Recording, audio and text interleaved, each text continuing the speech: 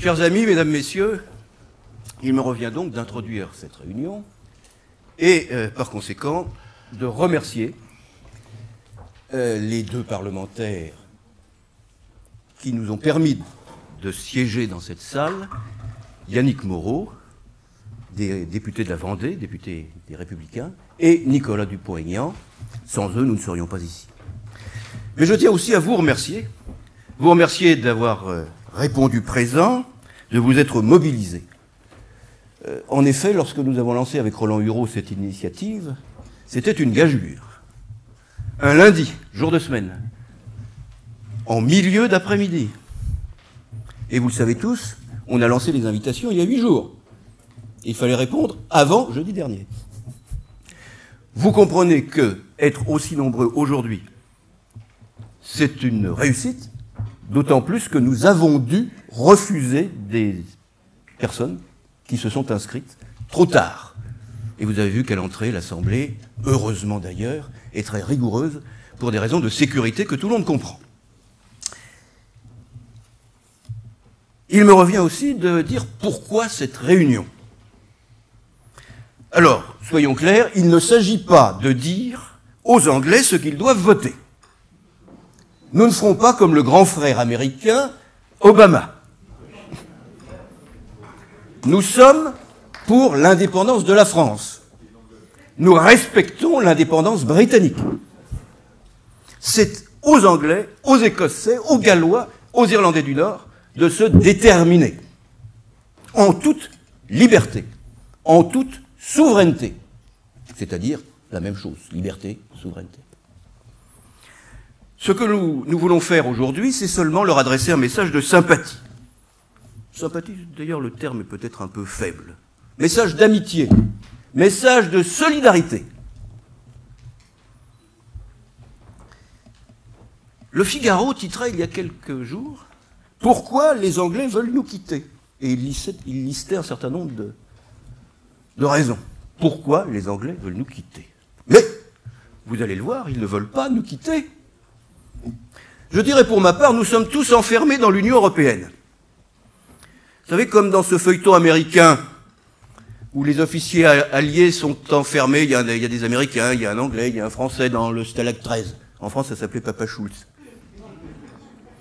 Eh bien, nous nous considérons, nous, comme le caporal français qui va aider le caporal britannique à s'évader du stalag de l'Union européenne.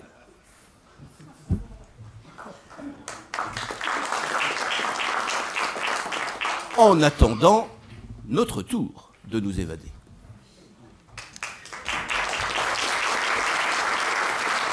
Les Anglais, les Britanniques doivent savoir que nous regardons cette nouvelle bataille d'Angleterre comme la précédente, en sachant que notre sort en dépend.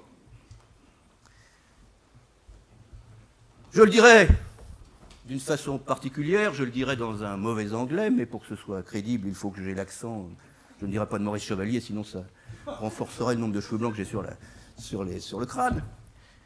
The French people hope that Great Britain once again show to all Europe the way to freedom by voting for Brexit.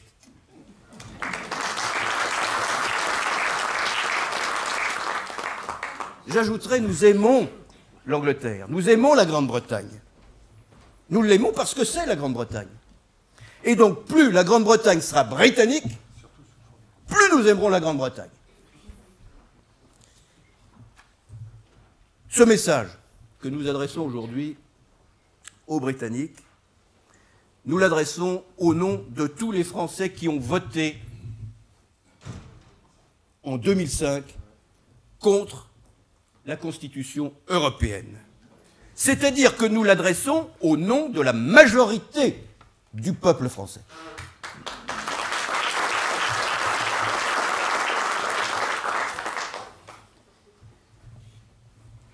Il me revient enfin, à titre d'introduction, d'expliquer la tonalité que nous voulons donner à cette réunion. Comme lors de chaque campagne référendaire, les partisans de l'Union européenne jouent sur les peurs. Et même ils ont peur. Ils prédisent l'apocalypse. J'attends tous les matins, en ouvrant mon journal, qu'on va nous annoncer que si le Brexit a lieu, Big Ben va s'écrouler. J'attends aussi qu'on nous dise que l'on va boucher le tunnel sur la Manche. À chaque campagne référendaire, en Europe, on ressort des histoires de croque-mitaine. Des histoires de croque-mitaine pour faire peur aux petits-enfants. Des histoires de grands méchants loups pour faire peur aux petits poussets. Ou aux trois petits cochons. Quand on arrive à ce niveau de débat, ça veut dire qu'on n'a pas beaucoup de vrais arguments. Alors nous ne répondrons pas sur le même ton. Nous n'allons pas opposer des histoires de croque-mitaine à d'autres histoires de croque-mitaine. Roland Hureau y tient beaucoup. C'est une réunion sérieuse, d'experts. Nous avons de vrais arguments. Nous n'avons pas besoin d'en inventer de grotesques ou d'extravagants. Nous sommes dans sinon un colloque, du moins un forum, qui va analyser sérieusement les avantages du Brexit pour la Grande-Bretagne et pour la France. Et pour conclure mon introduction, je crois que le plus simple est de lire deux messages. L'un que nous avons reçu de Londres. Ce n'est d'ailleurs pas le seul. L'autre de Strasbourg. Je commence par celui qui nous vient de Strasbourg. C'est un parlementaire européen du groupe conservateur qui avait décidé de venir vous parler. Mais il a des électeurs à convaincre en Grande-Bretagne. Il a donc dû repartir même, en Grande-Bretagne aujourd'hui. Il s'agit de David Campbell Bannerman, député de l'Est de l'Angleterre au Parlement européen, coprésident de Conservatives for Britain. Voilà son message. Chers amis, je voudrais tout d'abord vous féliciter pour avoir organisé une réunion d'une telle ampleur et veuillez accepter mes excuses pour ne pas pouvoir être avec vous aujourd'hui. Malheureusement, à ce stade de la campagne, la pression est forte et les demandes d'intervention nombreuses. C'est extrêmement encourageant de voir que tant de Français se sont ralliés à notre cause et soutiennent le peuple britannique dans cette bataille historique pour la liberté et la démocratie.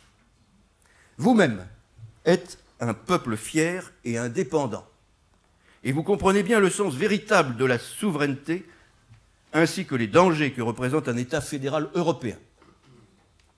L'amitié et la coopération entre nos deux grandes nations continuera, quoi qu'il arrive, et je me réjouis de voir que ceux qui sont réunis dans cette salle cet après-midi ont su voir au-delà des intimidations afin de soutenir le principe vital de l'autodétermination.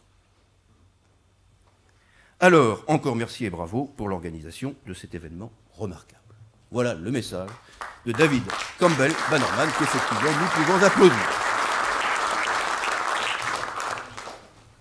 Le deuxième message, et qui me servira véritablement de conclusion, je ne saurais parler après ce qu'il aura dit, vient de Sir William Cash, président de la Commission des Affaires européennes à la Chambre des communes.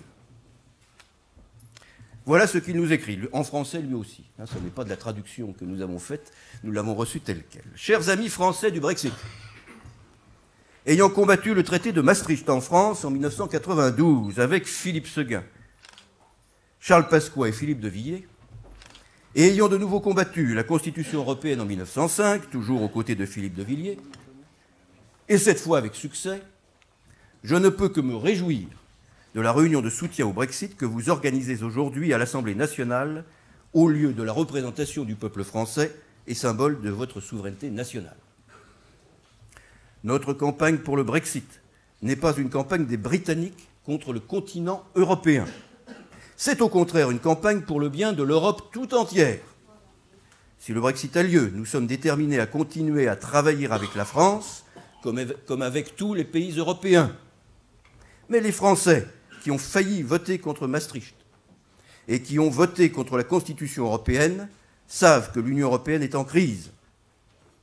L'euro ne leur a apporté que du chômage et de l'instabilité. Schengen leur aura apporté de l'immigration illégale et de la criminalité.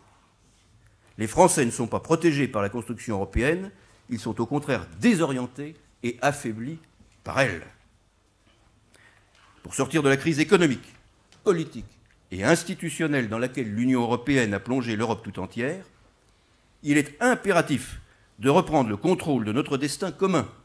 Il est impératif de rétablir la démocratie qui ne peut qu'être nationale et la responsabilité politique de nos élites devant le peuple et leurs représentants élus. Nous devons tous œuvrer ensemble pour une Europe dans laquelle les pays souverains et indépendants coopèrent librement pour le bien commun. Et Bill Cash conclut en disant merci de votre soutien et vive la France, et j'ajoute vive le Royaume-Uni libre.